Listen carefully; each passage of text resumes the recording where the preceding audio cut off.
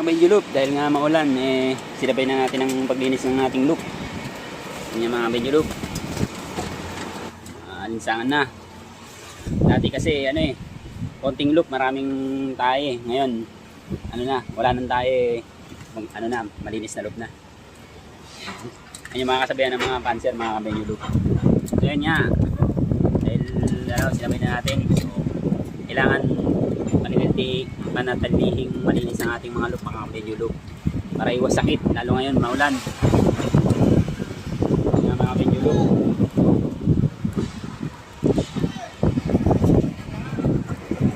isa rin sa dapat na mag-aalaga sa ibon na yung malinis silang loop, mga Benjulup.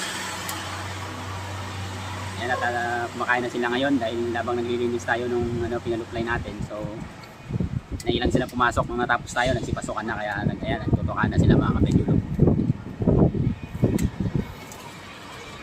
Bali hanggang loob nilinis natin yan, mga Benjulup, tapos hanggang pinakailalim para maliwalas ng tignan, mga Benjulup. Yun lamang po, mga Benjulup. Thank you.